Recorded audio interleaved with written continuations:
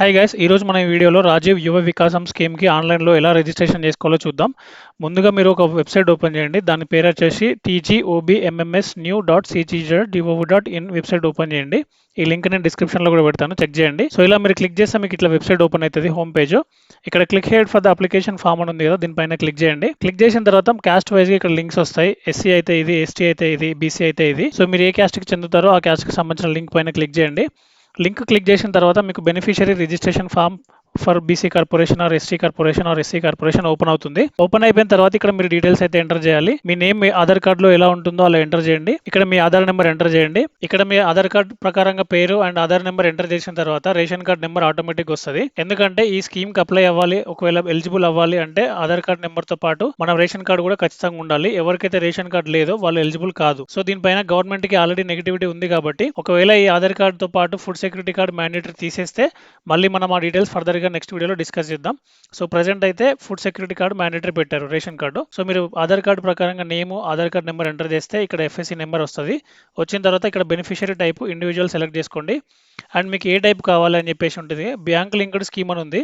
ఒకవేళ BC corporation అయితే bank linked scheme ఒకటే కనబడుతుంది. ఎస్సీఆర్ ఎస్టీ కార్పొరేషన్ అయితే నాన్ లింక్డ్ స్కీమ్స్ కూడా ఉంటాయి. సో ఇక్కడ బ్యాంక్ లింక్డ్ స్కీమ్ సెలెక్ట్ చేసుకున్న తర్వాత ఏ సెక్టర్ లో మీకు లోన్ కావాలనుకుంటున్నారో అది సెలెక్ట్ చేసుకోండి. For example industrial service business అనుకుంటే గిట్ట ఇక్కడ మీకు మళ్ళీ స్కీమ్ లో కేటగిరీస్ ఉంటాయి చాలా. సో ఈ సెక్టర్, ఈ కేటగిరీస్ కి సంబంధించిన స్కీమ్స్ ఇవన్నీ మనం నెక్స్ట్ వీడియోలో ఫర్దర్ గా డిస్కస్ చేద్దాం డీటెయిల్ గా. ప్రెసెంట్ అయితే ఇక్కడ మనం ఒక సెక్టర్ సెలెక్ట్ చేసుకుందాం. For example automobile and oil shop అని, బేకరీ అని, బాస్కెట్ మేకింగ్ అని, బ్యూటీ పార్లర్ అని చాలా ఉన్నాయి. మీకు ఏదైతే ఫీజిబుల్, మీరు ఏదైతే బిజినెస్ పెట్టాలనుకుంటున్నారో, దేనిపైన మీకు లోన్ రావాలనుకుంటున్నారో అది సెలెక్ట్ చేసుకోండి.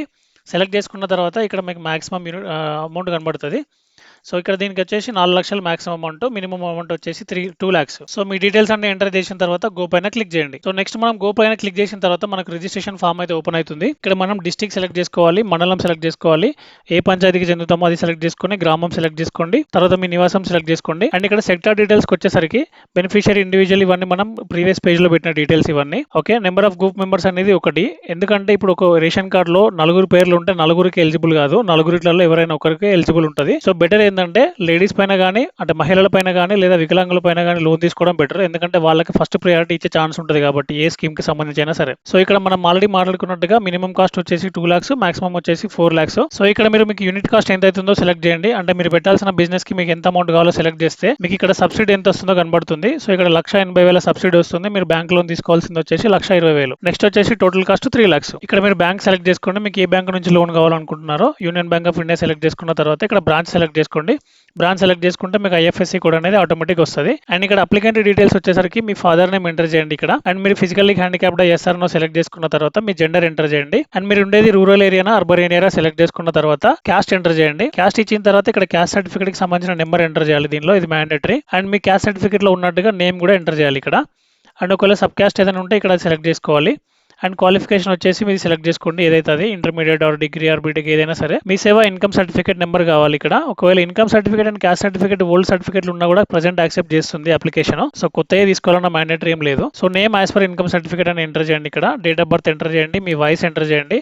ప్రజెంట్ ఎలిజిబిలిటీ క్రైటీరియాలో ఏజ్ వచ్చేసి ఒకవేళ ఎస్సీ ఎస్టీ అయితేనేమో 21 years నుంచి 55 years వరకు. ఒకవేళ బీసీ అయితేనేమో 18 years నుంచి 55 years వరకు ఉంది. అండ్ యాన్యువల్ ఇన్కమ్ ఎంత ఉంది మీది ఇన్కమ్ సర్టిఫికేట్ ప్రకారంగా ఎంటర్ చేయండి. అండ్ మొబైల్ నెంబర్ ఎంటర్ చేయండి ఇక్కడ. అండ్ ఆల్టర్నేట్ మొబైల్ నెంబర్ ఏదైనా ఉంటే ఎంటర్ చేయండి, ఇది optional. And me occupation select చేసుకోండి ఇక్కడ ఏదైనా సరే. అండ్ వల్నరబుల్ గ్రూప్స్ ఏదైనా ఉంటే ఇక్కడ సెలెక్ట్ చేసుకోండి, లేదా అదర్స్ అని పెట్టేసేయండి. అండ్ లాస్ట్ కి వచ్చేసి మీ డోర్ నెంబర్, అడ్రస్ ఇవన్నీ డీటెయిల్ గా ఇక్కడ ఎంటర్ చేయండి. ఇవన్నీ మ్యాండేటరీ ఫీల్డ్స్. తర్వాత మీ ఫోటో ఎంటర్ చేయండి, ఒకటి passport size photo. Okay, and pan card కూడా ఎంటర్ చేయండి. ఫోటో మాత్రం మ్యాండేటరీ అండ్ పాన్ కార్డ్ అనేది ఆప్షన్. ఇవన్నీ అప్లోడ్ చేసిన తర్వాత ఇక్కడ 2 చెక్ బాక్స్ ఓకే చేసి ప్రివ్యూ పైన క్లిక్ చేయండి. మీరు ఇక్కడ ప్రివ్యూ పైన క్లిక్ చేసిన తర్వాత మీరు డీటెయిల్స్ ఫిల్ చేశారు కదా, అవన్నీ అక్కడ కనిపిస్తాయి. ఏమైనా మిస్టేక్స్ ఉంటే మళ్ళీ మీరు వాటిని ఎడిట్ చేసుకోవచ్చు. దెన్ సబ్మిట్ చేస్తే మాత్రం మళ్ళీ ఎడిట్ చేసుకోనికి ఉండదు. సో ప్రివ్యూలోనే మీరు డీటెయిల్స్ అన్ని చూసుకొని ఎడిట్ చేసుకొని తర్వాత సబ్మిట్ చేసేయండి. సబ్మిట్ చేస్తే మీకు ఒక రిజిస్ట్రేషన్ నెంబర్ అనేది వస్తుంది, దాన్ని నోట్ చేసుకొని పెట్టుకోండి. మీరు కానీ ఒకవేళ 5 years లోపల, అంటే లాస్ట్ 5 years లో ఏదైనా సరే కార్పొరేషన్ లోన్ కి అప్లై చేసి ఉంటే మీకు ఆల్రెడీ రిజిస్ట్రేషన్ నెంబర్ ఉంటుంది కాబట్టి సో ఇదంతా ప్రొసీజర్ ఫాలో అవ్వాల్సిన అవసరం లేదు.